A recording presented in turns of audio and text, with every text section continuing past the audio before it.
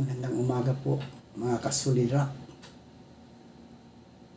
Samahan niyo ako sa ating pagbubulay-bulay sa salita ng Panginoon sa umagang ito. Ang ating pagbubulayan mga kasulidra ay matatagpuan sa Juan, Kabanata 1, talatang 18. Ito ang sinasabi, kailan may wala ang taong nakakita sa Diyos. Ngunit ang natatanging Diyos na pinakamamahal ng Ama ang nagpakilala sa Ama. Pinagpala na po tayo sa pagkabasa at pagkarinig ng kanyang mga salita. Mga kasulidra, ang Juan 1:18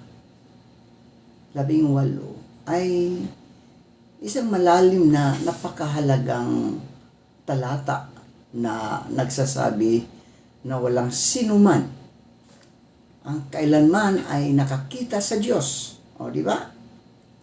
Ngunit ang bugtong na anak na si Jesucristo nasa sinapupunan ng Ama, siya ang nagpakilala sa Kanya, mga kasulidra. So dito ay pinapakita na ang isang napakagandang katotohanan. Ang Diyos ay hindi lubos na kayang maabot o maunawaan ng isip ng tao sa kanyang kabuuan.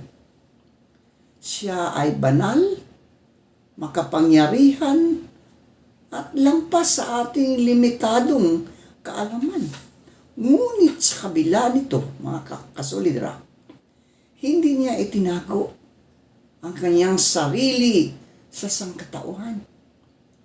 Sa halip, ipinakilala niya ang kanyang sarili sa pamagitan ni Jesucristo. Si Jesus ang ganap na kapahayagan ng Diyos.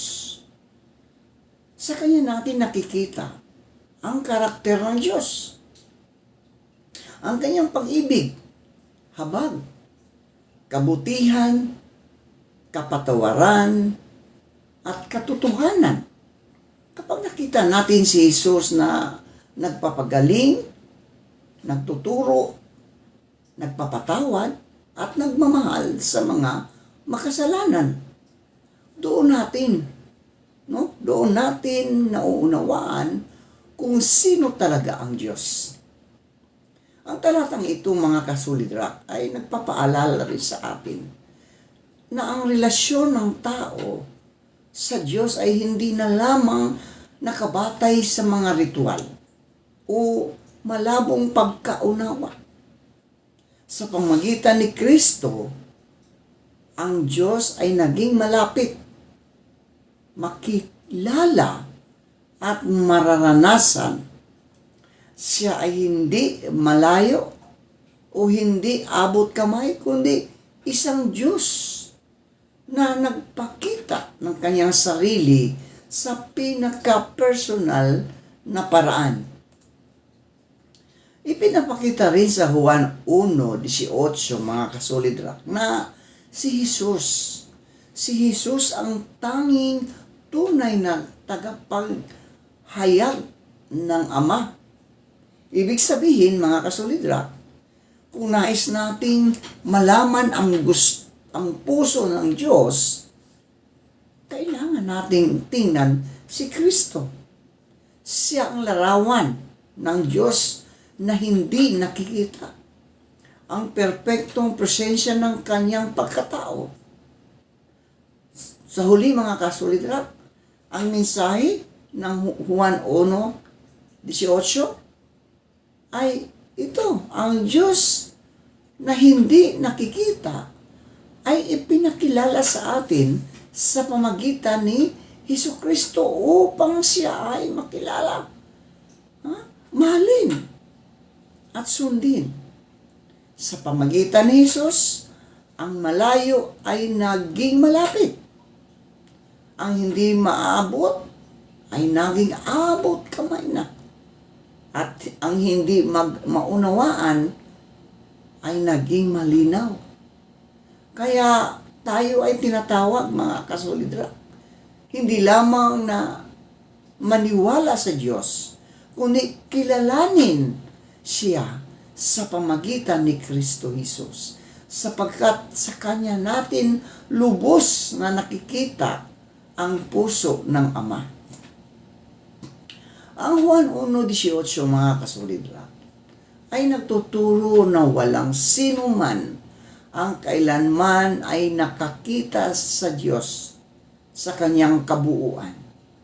Ngunit, mga kasolidra, si Jesucristo, ang bugtong na anak, ang nagpakilala at naghayag sa Kanya. Ipinapakita nito na si Jesus ang ganap na kapayapaan ng Diyos sa sangkatauhan. Sa pamagitan ni Kristo, nakilala natin ang karakter ng Diyos. Ang Kanyang pag-ibig, kabanalan, habag at katotohanan. Ang Diyos na tila hindi maabot at hindi lubos maunawaan ay naging malinaw at malapit sa atin sa katauhan ni Jesus. Sa kabuuan, ang Juan 1:18 ay paalala na kung nais nating makilala ang Diyos, dapat nating tingnan si Jesucristo, sapagkat siya ang tunay na nagpapahayag ng Ama sa atin. Manalangin tayo. Panginoong Diyos na makapangyarihan sa lahat, maraming salamat po sa iyong salita na nagtuturo sa amin na ikaw ay hindi namin lubos na nakikita, ngunit lubos ka naming nakikilala sa pamagitan ni Jesucristo, ang iyong bugtong na anak. Salamat po sapagkat sa pamagitan niya ang iyong pag-ibig, kabutihan at katotohanan ay malinaw na abot kamay para sa amin. Panginoong Hesus, tulungan mo po kaming mas makilala ka ng mas malalim sa pamagitan ni Kristo. Naway hindi lamang kami na magkaroon ng kaalaman tungkol sa iyo, kundi tunay na relasyon na nakaugat sa pananampalataya, pag-ibig at pagsunod. Linisin mo po ang aming mga puso sa anumang pagdududa at maling pagkaunawa tungkol sa iyo. Turuan mo po kaming magtiwala sa iyong karakter bilang Ama na mapagmahal, mahabagin at tapat. Panginoon, naway ang aming buhay ay maging patutuo ng iyong presensya sa pamagitan ng aming pakikitungo sa kapwa. Na tulad ni Kristo, kami rin ay magpakita ng pag-ibig, kababaang loob at katotohanan. Sa lahat ng ito, ikaw ang aming papurihan at pasasalamatan. Sa pangalan ni Jesus. Amen.